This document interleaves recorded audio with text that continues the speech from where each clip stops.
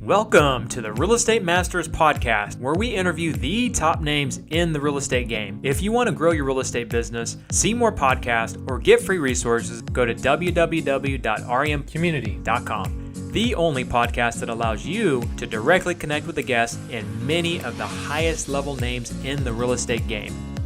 You are in for a treat with our next guest. Do me a favor, subscribe to the podcast, leave us a review, and don't forget to go to remcommunity.com to connect with some of the highest level real estate professionals in the United States through our community and through our high level masterminds. Let's go. All right, we have Mr. Seth O Byrne on the line. Seth is a rockstar mega agent, sells a lot of multi-million-dollar houses in San Diego. He's also the star of HGTVs. Hot Properties San Diego, almost forgot the name. Seth is an awesome guy. You're going to love it. We have some good stuff for you. So what is going on with you today, Seth? I'm here, man. I'm excited to be on this. Had a good breakfast, did some push-ups. I've been watching actually some reruns from HGTV, and I realized I needed to work on my pectoral muscles and my dad bod. So I actually have been very much seriously working out every day. So I got a good workout in. Life is good. We're selling a lot of real estate right now, even in a weird 2020 market. So I'm trying to religiously take my mornings very seriously. So it's been a good start to the day. Awesome, man. So a little backstory. Seth and I met last year. We were selling a house in San Diego and got in contact with him. Immediately, loved him and his team. They were awesome. And we've, become friends through the whole process and stayed in touch. And, I think at the point that we met, you were getting ready to start filming, I believe, or you were filming at the time. So tell us a little bit about how you got started in real estate, how you got the show. I guess just tell us, your background, and we'll kind of go from there. Yeah, for sure. Yeah. So, I got into real estate sort of backwards, which is probably the way that most people find themselves in real estate. I knew I wanted to be in business in some capacity. I came down to the University of San Diego. I started taking courses in English. I'm a creative writer. It's actually become a big part of my real estate practice is creative writing, but I really love creative writing. I love literature. I love sharing stories. And so I came down to the University of San Diego and, started studying English with a business minor because I needed sort of a parachute should, this whole idea of becoming an English professor in a knitted sweater didn't pan out. And a couple years into school at the University of San Diego, I had a friend who encouraged me to get a weekend job for beer money, basically, making coffee for real estate agents in La Jolla. And so I did it and I loved it. And it was a great way to make, a couple bucks every weekend. And it became like a ritual of mine. Every Saturday morning I would wake up at 6 a.m. and I would go, I would wash off whatever beer was on me. I would put on, my dad's suit that he lent me right when I went off to college every Saturday and Sunday, wear the same stupid suit. And I would, sit at the front desk of this office where they were selling $10 million or $20 million homes in La Jolla. And I would, listen to National Public Radio and do creative writing. And then when people would walk in, I would say, "Can I get you a coffee?" But because I was around all these people that were in the residential real estate world, and these were really diverse, interesting people that all had these really wonderful backstories, and they were very, very successful. I got very interested, but I got interested the same way I get interested in everything because I'm a storyteller. I loved the stories. Mm-hmm. These were, housewives that went through horrible divorces and had to try to make something of themselves and become the sole breadwinner for their children. And they went out and they became overnight successes and household names in real estate. These were, there was a woman there that barely spoke English that was from Japan. She came over under some pretty wild means to get here to San Diego and had no money and nothing to show for herself when she came here from Japan. and then very quickly became the go-to for the entire community in the basically mid 90s all the way to the mid 2000s. She became, if you were coming from Asia, any Asian country, and you wanted to buy something in San Diego County, she was the woman that you called. And she spoke multiple languages, and she became a wildly successful person, all the way to, there was a guy out of our office that was completely blind, and he sold $50 million a year in real estate, and he could never see the things he was selling. And I thought to myself, what a wonderful industry where everyone came to the table with their own baggage. But if you were willing to just work through whatever challenges you had, you could become a success in this business. And to me, I loved that about real estate. To me, that felt just universally American, this idea that you could become something from nothing. And so I quickly got really fascinated about the idea, and I thought to myself, well, maybe I could do this. And then I started realizing what it would cost to stay in San Diego when I was out of college. And I said, maybe I need to do this. Well, that's super interesting because, we talk a lot, or I talk a lot about surrounding yourself with the right people. And so you just happen to be in a place where you had successful people. You were seeing multi-million-dollar houses being sold. You were seeing people that, maybe didn't have, someone that was blind, someone that was from out of the country. I mean, these people didn't have necessarily a hand up, and they somehow figured out how to make money in real estate. So what would have happened, do you think, if you wouldn't have been immersed in that? I mean, where do you think it would have led you had you not gotten exposed to that? Well, I definitely think I probably would have stayed on my path. I think I would, hopefully if things went well for me, I would be at a I'd be at a university right now, teaching, Chaucer or teaching, Ernest Hemingway. I think I would be teaching kids about literature. And I think I would be very happy. Honestly, I think I would be very happy. I do believe that there would be a piece missing in me that I have now, which is this entrepreneurial spirit where, real estate really became a launch pad to explore all these other things. And I think that I would become, I don't think I would have ever been as fulfilled as I am today. Absolutely not. Yeah. I don't think I'd be living under a bridge or selling oranges on the side of the freeway, but I do think I would be in a very different place than if I got involved in real estate and entrepreneurship. Right. But you're a smart guy. I'm sure at some point, even if you weren't making the amount of money that you wanted to make, you would have taken that and figured something out with it. Because, a lot of people say, well, I can't make money at XYZ because of whatever. Yeah. And, someone said it pretty well. They're like, if you like talking to people, how do you make money with it? Well, Oprah Winfrey became a multi-billionaire by talking to people and doing what she did well, right? So really you just got to do what you do well and figure out how to make a good living out of it. So so one of the things that I loved about working with you and your team is that I guess I don't want to say philosophy, but the way that your team worked is similar to how my real estate team works, and the fact that I'm pretty hands-off. Now you're very hands-on in meeting your clients, but when we met, you came and looked at the house, you evaluated our house.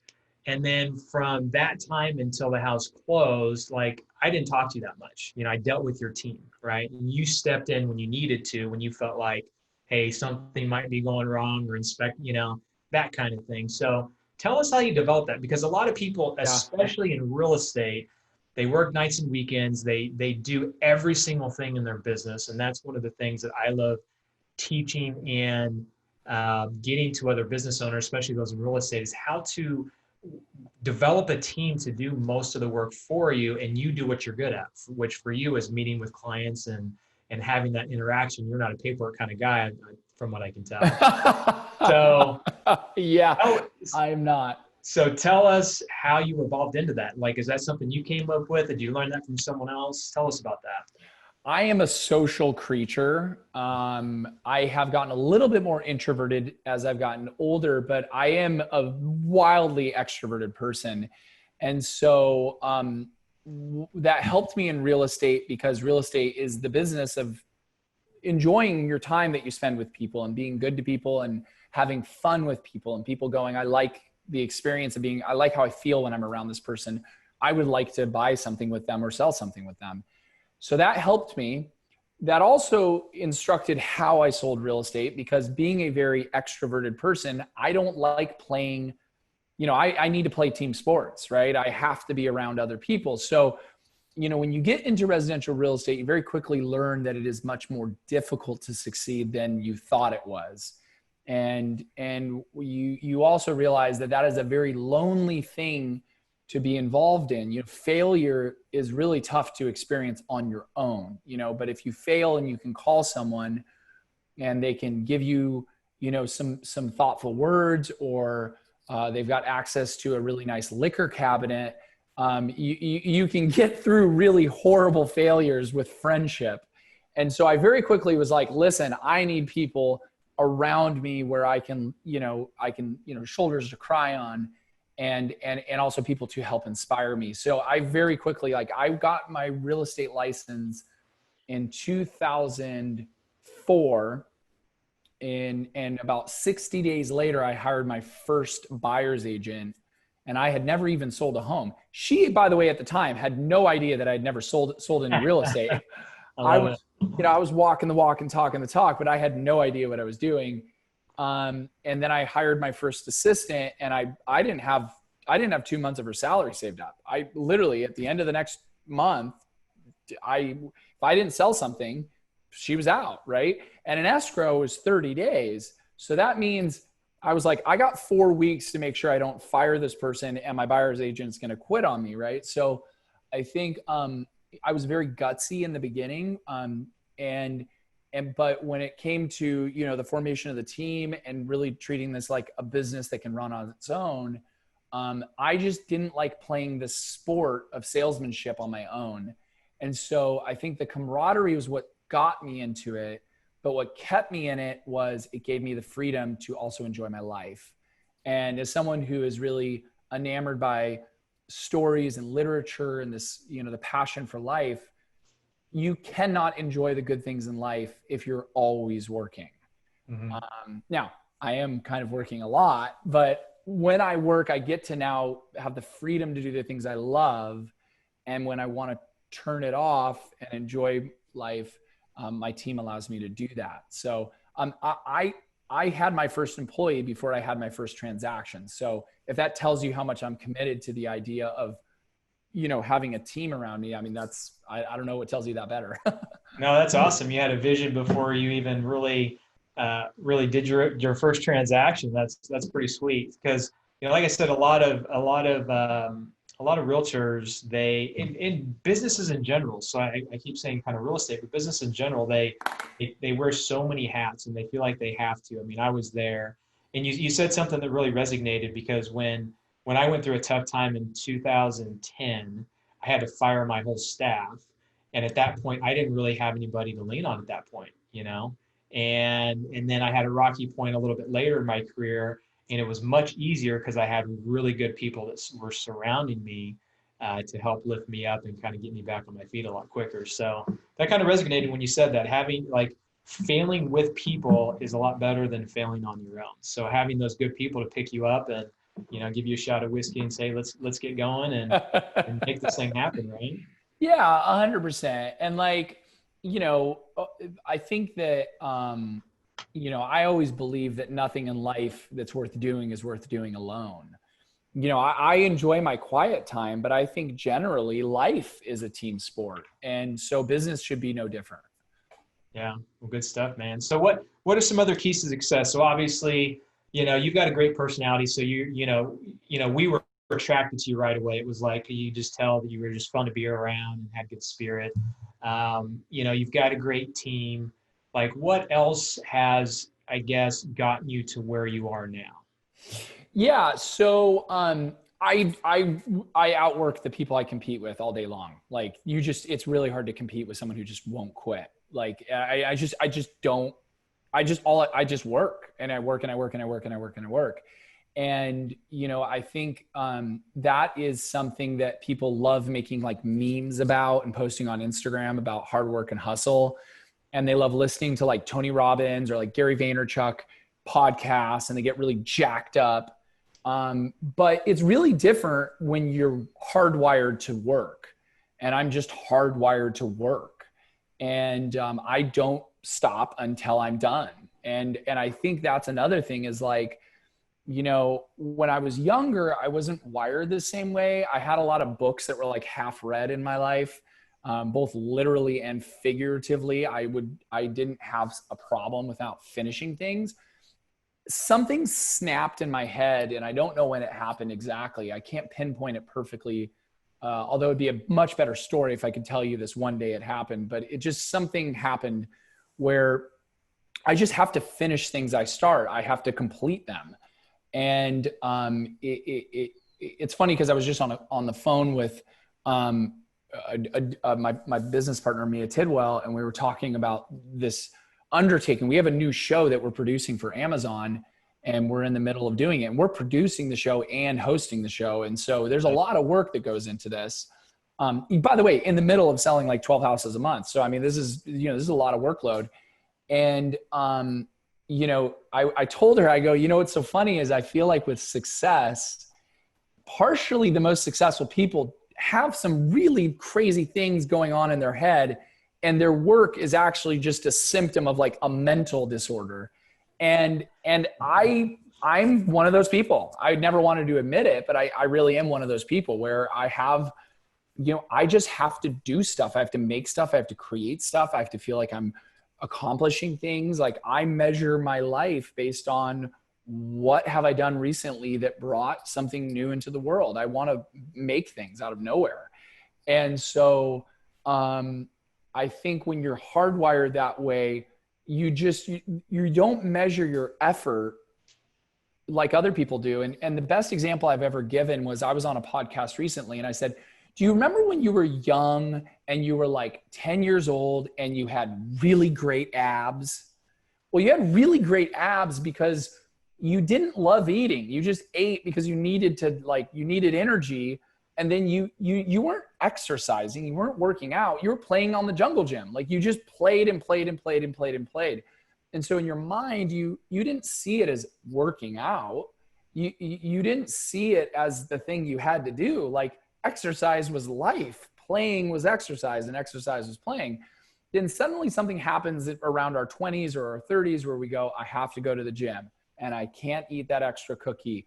And I have to go there for 30 minutes and I can't be done at 28 minutes or 29 minutes. I have to be done at 30 minutes. And then I've got to do my cool down and then I've got to walk. Like you create all these like artificial things around exercise. And suddenly, guess what? It's not interesting to exercise anymore. It sucks. It becomes a burden. And so what happens is your belly gets weird and you lose your cool 10-year-old abs. And so I think what's interesting for me with work is I don't categorize effort as this thing I have to do. I've gotten myself into a place where the thing I have to do is the thing I want to do. And so I don't go, okay, I put in my 8 hours today. I go, I can't wait to see this project through. And if I have to stay up till 4 a.m. or, you know, fake go to sleep with my wife at 10 p.m. and then secretly wake up at 1 a.m. so I can work on this project I'm excited about. You do that too, huh? I do that all the time, man. My wife's always like, you know, I mean, like some people worry about their husbands like racing off to go meet a mistress. My wife's like, are you really on the laptop again, dude? I can hear you typing. Like, let me sleep. And so for me, I found a way to do things I love enough that, again, I'm playing on jungle gym bars, right? I'm no longer in a space in my life where I'm forcing myself to work so that I can bring home money so I can pay my electricity bill. And that is a really special place to be in life. And I think anyone who is watching or listening, I think the first key to success in my mind is do something you love doing. And if you don't love what you're doing, you should not spend more time getting good at something you hate. You should spend all of your effort trying to figure out how to do something you love.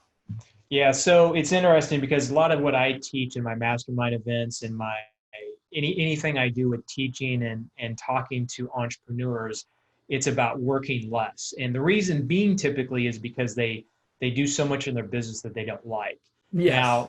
Now you and, you know, Tony Robbins and Oprah Winfrey, like these people that I see that work a lot, that are energetic at the end of the day, that is different. Because, you know, if you're doing what you love, if you work 18 hours a day and you do what you love and you're energized at the end of the day, there's nothing wrong with that, right? And Yeah. so when I was working 18 hours a day, you know, 10 years ago, it was me doing a lot of the things that I didn't love to do. So if I worked an 18-hour day, I was tired. Like I was just wiped out.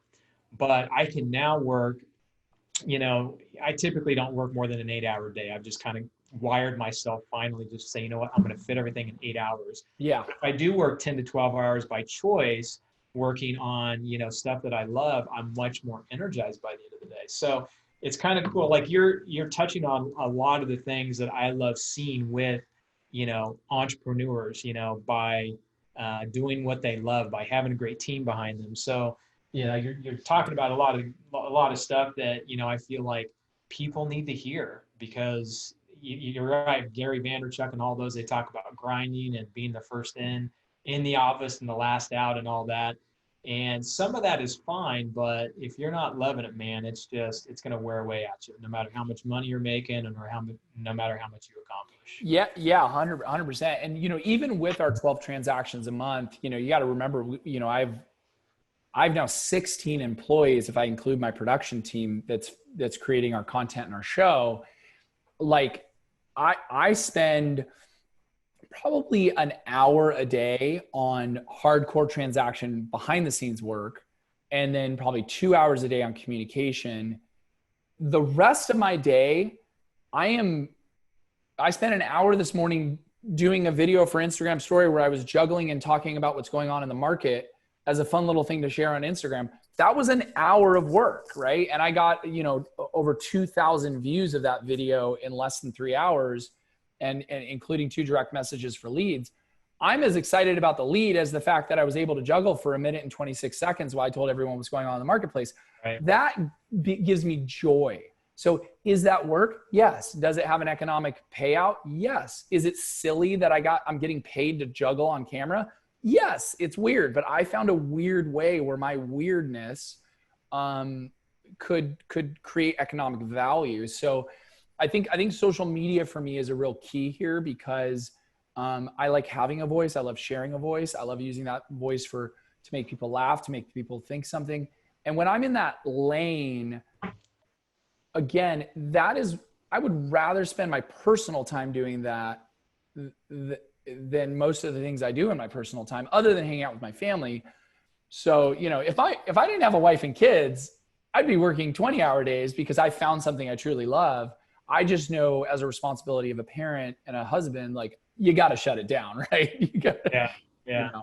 Well, yeah. So, you know, I'm kind of the same way, where I probably only work about 5 hours in my core business a week.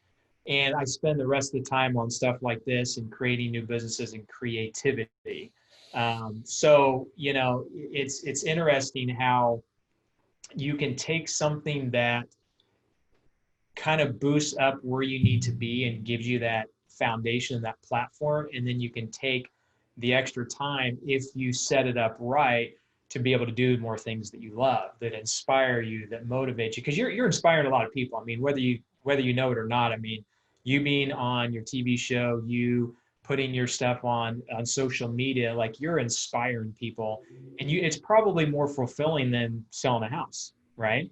It really is. And I think the thing that I've had to be somewhat sensitive towards is, as I'm now in these kind of these other verticals, which are exciting to me because I love new things, you know, I have to be a little bit sensitive to just making sure that my database and my sphere of influence don't believe that I've left the world of real estate. And, you know, I've worked really hard in the last couple months, and I've done a lot of work in the last couple weeks that is centered around, hey, like, I'm not a public speaker. I'm not a TV host.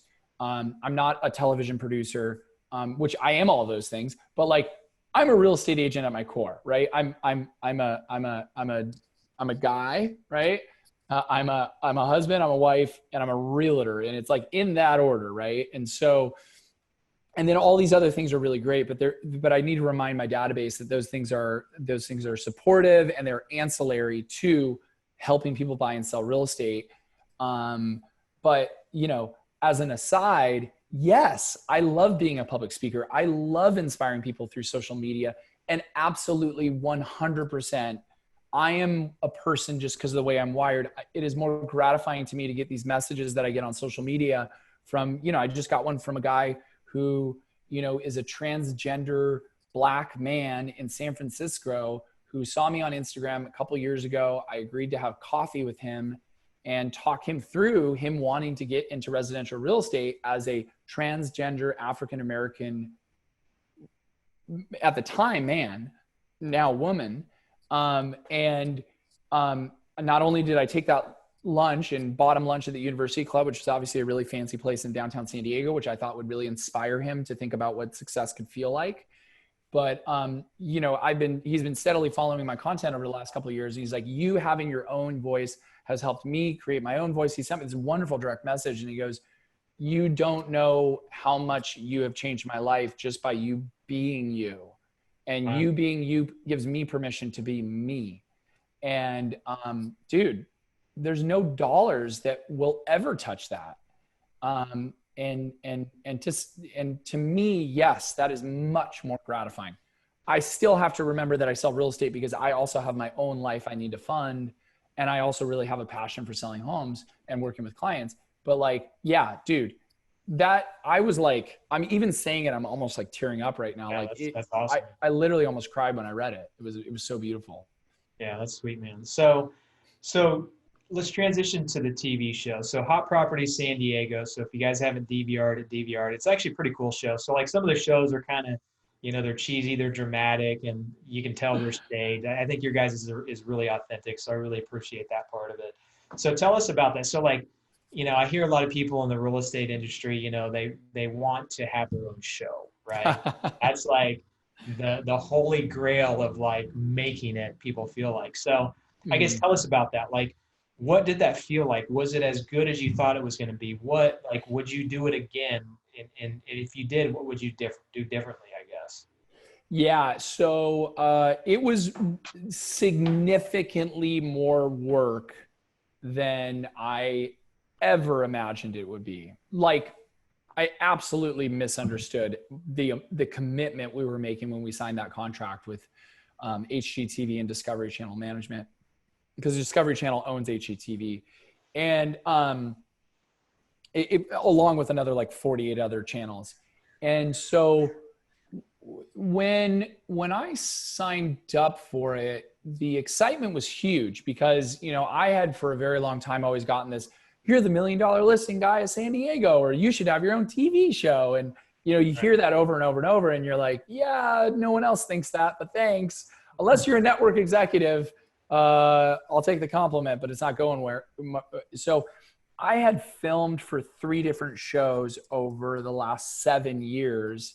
And then when Painless Productions approached us, they're from Los Angeles. When they approached us because of all the video content that I create. And they're like, you guys do fun stuff and you're funny, and I think you're approachable, and you guys sell really fabulous multi-million-dollar homes, but there's something about you that doesn't feel douchey. And HGTV wants to show high-end real estate and the people around high-end real estate in a way that's not $1 million listing, right? And by the way, I know the people on both shows on $1 Million Listing, and I think they're wonderful human beings. I actually have really positive things to say about all of them. I personally absolutely look up to Ryan Serhant, and I think he's an amazing, amazing human being. And Frederick Uckland as well is just incredible. And but you know, they wanted to cut out the phony drama, and they wanted to cut out the manufactured scenes, and which would mean rather than filming a show in 1 month, they would film a show over 8 months, and they would wait for the situations to actually occur. When there was real humor, it was humor from us. It was a completely unscripted show. The scenes were very genuine, and it was a very real show. So, but it took 8 months to capture all that, right? Rather than just you know, really the people on $1 Million Listing are more like actors, right? We were like really doing our job. And so we created some, of course, manufactured situations, but the scenes, like no one was telling us to say things. Right. Right. And I felt good And about. you could tell, there's Yes. some shows you could just tell, but I could, you could tell that they're manufactured, but I could tell you guys were just out there having fun and doing your thing. So it's pretty cool. Yeah, 100%. So yeah, when we got the opportunity, I was really excited. We had worked really hard to get to this point in our career, and this felt like a crescendo where we're like, oh my God, this is really it. Then the filming started, and we were like, this is really hard. We had to wake up at 5:30 to 6 a.m. And be camera ready by 7 a.m., 7:30 a.m. on set.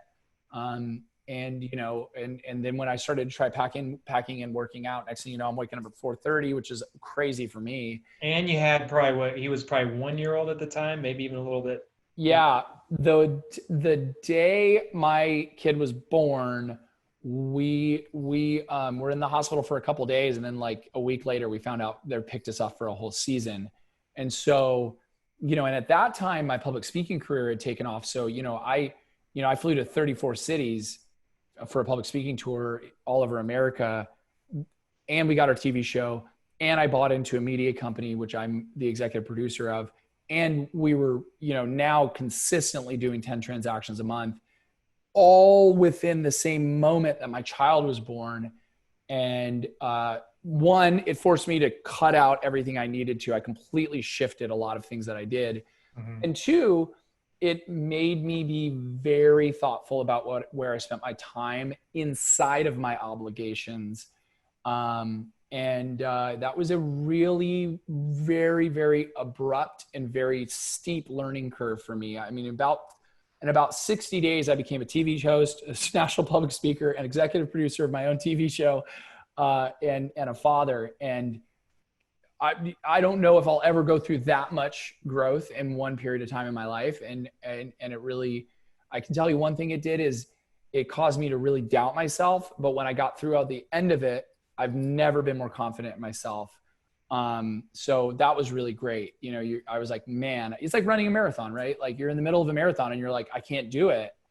And you doubt yourself. But then when you did it, you're like, I can do anything. Like, yeah. So it was excellent. So, when we started filming, it was, we filmed 900 hours in 2019. We had our son in 2018. That's when we found out we had the show. Our son was, a handful of months old when we were filming the show. And we filmed, 900 hours in 2019 and sold, $100 million in real estate. And it was just a lot, dude. It was a lot. And we were on construction sites, and I was doing listing calls from the porta potty because it was the only place where I wouldn't affect the production team that was filming in the other, in the garage or the front yard. I was like in a smelly porta potty talking to someone about a $6 million house. So just the hijinks we got into were so silly. But it was great. And, being on TV is something that I've always wanted because I think we have a really cool story.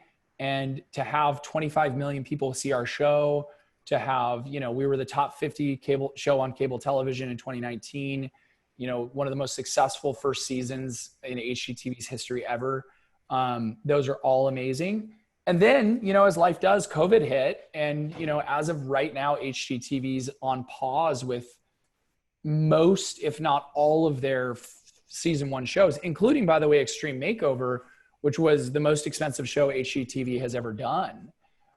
They basically had to push pause on everything because you just physically can't have that many people in a space at one time right now because of this pandemic that we're going through. So it's really interesting, dude. They say TV is a very tough industry and real estate's a tough industry. I don't know how in the heck I decided to make 2 of these my life, but they are both very tough. There's a lot of failure in this business. And just like in real estate, television, your failure is not necessarily yours. We are not filming season 2 because of a virus that I think came from Wuhan. I don't know, so you have to have a little bit of sense of humor as you go through these experiences for sure. Yeah. So, they say entrepreneurs, sometimes they just, jump off a cliff and build wings on the way down. that's just sometimes the way it is, man. You just got to jump into what you know you feel like is the right thing and what you want to do. And, if you're tough, you figure it out. And if you don't, that's fine. You'll find something else eventually. So, but, see the baby back there? Yeah. Baby's back. Baby's back. Yeah, no, you're completely right, man. And, I think one of the things with HGTV that I really got out of it that I was very real is, I helped build this show as a content producer and as a producer, now for American Dream TV. HGTV saw me in a slightly different role. They're like, hey, you're the on-camera talent, you're the real estate agent, but like, you also know how to edit. You also know how to hold a camera. You also know all the technical aspects of filming. Even like when you and I work together, like obviously like my lane is marketing through a camera. A camera is how we do everything now. And so, when I could sit there and talk to them about, literally talk to the DP about like, hey, you know what? I think if you put the camera there, it might actually show this space a little bit better. Or guys, I have a funny idea for like how to build this thing. What if I said this? And, people are like, that's actually a great idea. And so what was cool about this was, and Mia and Andrew, my partners on the show, were certainly just as involved. But for me, it was really fun because, our show is a multi-million-dollar production. This is not a small production. There was 20 people on set every time we'd film. For me to be able to be on the show, be the star of the show, and to be able to have actually a fingerprint on the show with, the oldest and most successful TV network in America, backed by a $7 billion network, and be able to interact with TV executives all the time. I just, you pinch yourself, these opportunities don't happen a lot in life. And I do believe, just like our show that we're launching, Home Slice, on Amazon, like we're really excited about where we go next. And when we found out that, season 2 of Hot Properties is postponed until 2021 because of the pandemic, but of course we can self-produce our own stuff because we can manage the crews. I talked to Mia and we were both really bummed, but I said, maybe we're thinking about this the wrong way, Mia. Maybe we're thinking that getting our show on HGTV was the end of this great journey.